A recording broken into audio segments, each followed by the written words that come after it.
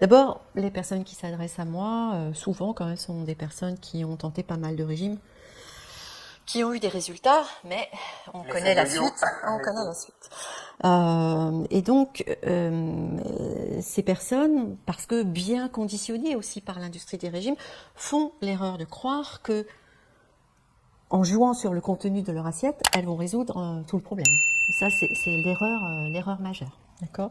Alors que les neurosciences nous ont vraiment démontré que ce qu'on appelle le contrôle cognitif, c'est-à-dire que chaque fois que je dois me dire qu'est-ce que je peux manger, qu'est-ce que je vais pas manger, et ça c'est assez, ça c'est pas assez, et ça c'est trop, et ça c'est bon, et ça c'est pas bon, nous met de toute façon dans ce mécanisme de survie que j'ai décrit au début. Donc, la première erreur, c'est vouloir contrôler son alimentation, et en espérant en plus que ça va résoudre les trois types de problèmes. La deuxième erreur que je vois, elle est encore liée à l'alimentation. Parce que aujourd'hui, avec cette infobésité sur ce qu'on peut manger, ce qu'on ne peut pas manger, ce qui est bon, ce qui n'est pas bon, il y a eu énormément de confusion entre, pour mon alimentation, faire un choix pour ma santé et faire un choix pour mon poids. Et franchement, quand on raisonne poids et quand on raisonne santé, on n'a pas du tout le même raisonnement. Si je veux faire un choix santé, eh bien peut-être que je vais écarter des aliments qui me génèrent une intolérance. Je vais peut-être écarter certains aliments qui vont me générer ce qu'on appelle une inflammation de bas grade. Je vais peut-être privilégier du bio. Ça sont des choix santé. Si je fais un choix pour le poids, c'est extrêmement simple. Est-ce que j'ai faim? J'ai faim, je mange. J'ai pas faim, je mange pas. Il n'y a plus de débat aujourd'hui de la part des professionnels. Et je le dis souvent en conférence, et quand je le dis, quand je vois des yeux comme ça, donc je le répète. Il faut manger que quand on a faim. Déjà, il n'y a plus de débat de la part des professionnels, il y en a longtemps eu. Une calorie de salade est égale à une calorie de chocolat. Donc je vais répéter, une calorie de salade est égale à une calorie de chocolat. D'accord? Donc on arrête de croire que parce qu'on va manger de la salade, on ne va pas prendre de poids. D'ailleurs, une vache, elle a pris un quintal rien qu'en mangeant de l'herbe, c'est bien que ça doit lui profiter.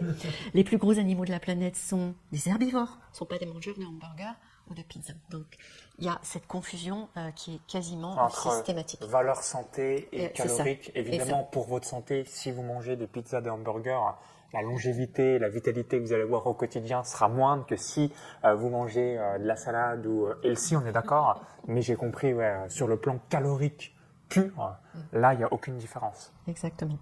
L'important, vraiment, si je veux faire un choix pour le poids, mon système homéostasique me dit j'ai faim, donc j'ai des homéostats à remplir.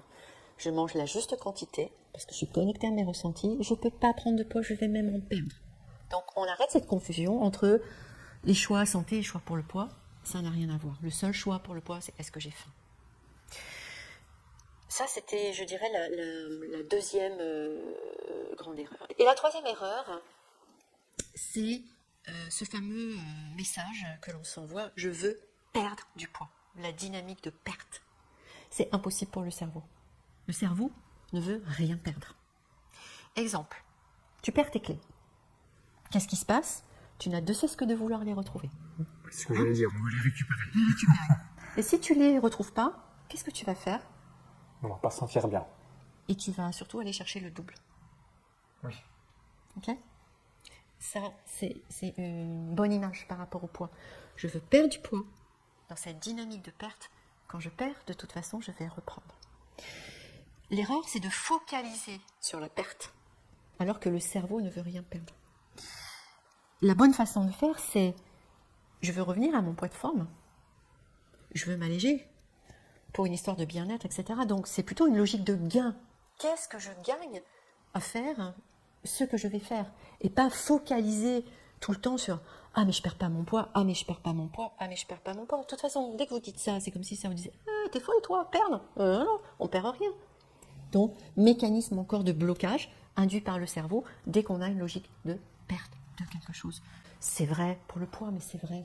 Donc là, c'est un travail sur le monologue, et pour la petite aparté, 300 mots par minute, on a dans le monologue, donc évidemment, c'est mieux de se mettre des mots positifs ou encore qui soient qualitatif pour nous plutôt que de se répéter à chaque fois des mots négatifs qui inconsciemment nous biaisent aussi dans ce qu'on réalise dans notre vie.